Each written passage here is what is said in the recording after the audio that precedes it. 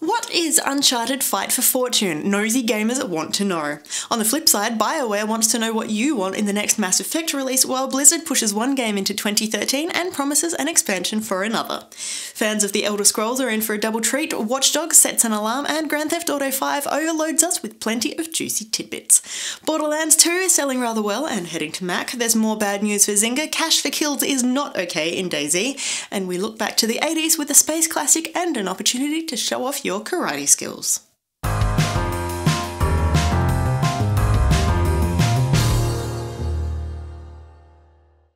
Hi, I'm Jessica Citizen. The Australian Classification Board was again the site of a new and somewhat accidental reveal this week, as a database update clearly displayed Uncharted Fight for Fortune as being approved for Australian audiences. Now, new games are exposed by the board at an alarmingly regular rate, but this one had tongues a-wagging. Firstly, while it had been submitted by Sony, the game was not developed by Naughty Dog, the creator of the series. Instead, the reins had been passed over to Los Angeles-based One Loop Games, a company who specialises largely in mobile titles, casual releases, and offering assistance to the occasional AAA game in years gone by. The game had also been rated G for General Exhibition, that's the Australian equivalent of E for Everyone, and not really something commonly associated with the adventures of Nathan Drake. While Sony and One Loop remained awfully quiet on the whole thing, more information about the game came from the Brazilian equivalent of the classification board, which recommends the game to fans aged 14 and above. However, it also squished many gamers' dreams by listing the type as being either a casino or card game. Boo. However, other new things were revealed this week that have made people very happy indeed, with BioWare's Casey Hudson telling fans the team is in the early stages of designing a completely new Mass Effect game, and they want your input. Blizzard also jumped on the bandwagon of announcing things in unusual ways, revealing in an investor conference call that because the original sold so well, an expansion for Diablo III is on the way. Unsurprisingly, the developer has no timeline to talk about at this stage, putting gameplay quality ahead of any actual release dates, but it's still nice to know that something is in the works. 10 million copies of Diablo III aside, Activision Blizzard is doing rather well for itself, seeing a very healthy third quarter financial report, thanks also to Mist of Pandaria and the inevitable little dragons of Skylanders. Things can only get better for the rest of the year, with Black Ops 2 looming on the horizon, poised to take out the biggest seller prize for 2012. However, it's not all sunshine and roses. StarCraft II Heart of the Swarm has been delayed, with the studio working towards a launch in the first half of 2013. He was once one of them, the Dragon Priest. He ruled here in their name, ruled over Solstheim. But he did not serve the dragons. He devoured them. And like them, he seeks to return.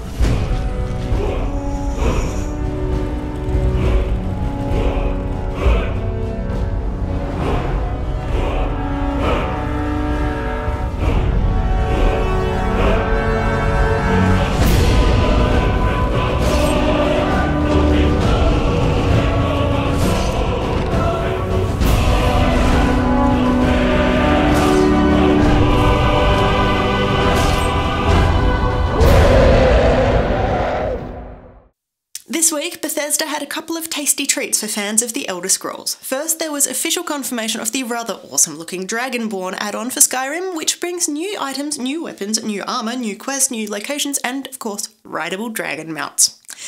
In case that wasn't enough, we have also been treated to a 10-minute first look at The Elder Scrolls Online, set 1,000 years earlier.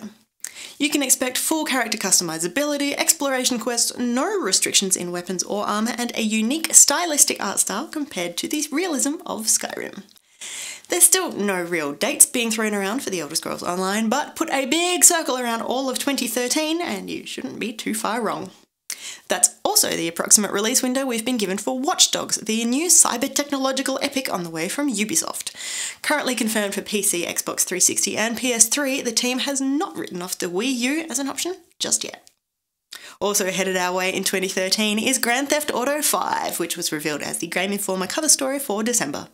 While that hurricane-delayed trailer is still on the way, we did catch up with some particularly juicy details. There are 3 main characters, Michael, Trevor and Franklin, and you will be able to switch between the mid-game and mid-mission. Expect character customization, playable underwater sections, a bunch of sports and athletic pursuits, the ability to fly a helicopter, and a bunch of complex side missions that are apparently greater than those featured in Red Dead Redemption. That's not the only thing that makes it better than earlier games. Rockstar is also saying that the game map for Los Santos, the setting for GTA 5, is bigger than the maps for Red Dead Redemption, GTA San Andreas and GTA 4 combined. That is indeed a lot of city. Onto a few quick things now. Borderlands 2 has officially shipped more than 5 million units, making it one of the biggest games of the year. Obviously, there is a difference between shipped and sold, but Gearbox CEO Randy Pitchford has the numbers. More than 50 million interactions with Claptrap in the central town of Sanctuary, and more than 12,000 real-world years worth of time spent shooting and looting through Pandora. If you've been missing out on the fun because your game's PC is of the Apple persuasion, don't despair. Borderlands 2 is headed to Mac on November 20th. And if you've been holding out on playing a bit of game on Xbox 360 multiplayer, it's now safe to go back in the water. The permadeath graveyard virus has been cured with a patch released to tidy up the exploit. The dramas continue for Zynga, with the casual games giant closing 2 games on December 5th. Fishville and Treasure Isle are just the first of 13 games headed for the axe in near future, as the company cuts jobs, closes studios and plans streamlining measures. A controversial bounty mod for DayZ is causing quite the stir in the gaming community as fans buy into the game and are paid actual money for killing zombies and other players. Unsurprisingly, the game's original developers aren't too keen on this plan, commenting that the introduction of gambling changes the focus of the game and it's not something they'd like to be associated with. A cease and desist letter is reportedly in the post. The 80s space race is enjoying a long overdue comeback as David Braben and Frontier Developments announce Elite Dangerous, a high-end multiplayer sequel to the classic open-world space trading combat game we knew and loved 20 years ago. The game's actually been in the works for a few years now, behind closed doors, but the time has come for Braben to call the troops to arms, unveiling a Kickstarter project asking for $2 million to fund this PC exclusive. And finally this week, sticking with the old school, Jordan Mechner's Karateka reboot has just hit Xbox Live Arcade and he wants to know what you think. The legend begins long ago. A hero was born, a Karateka. Okay. I was his sensei. Hiking. Always punch the hawk. Where one hero stood, 3 are now forged in his spirit. The true love, the monk, the brute. One of these heroes must save the princess. Only you can guide them.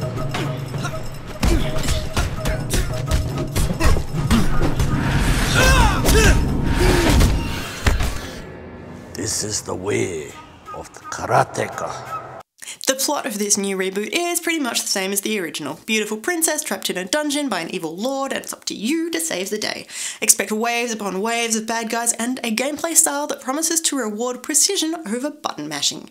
Karateka versions for PC, Mac and PlayStation Network are heading our way soon, but for now the only way to get your punch on is by forking over 800 points on your Xbox 360. For the full version of those trailers or for more information on any of those stories, head to playerattack.com. I'm Jessica Citizen. We'll see you next week.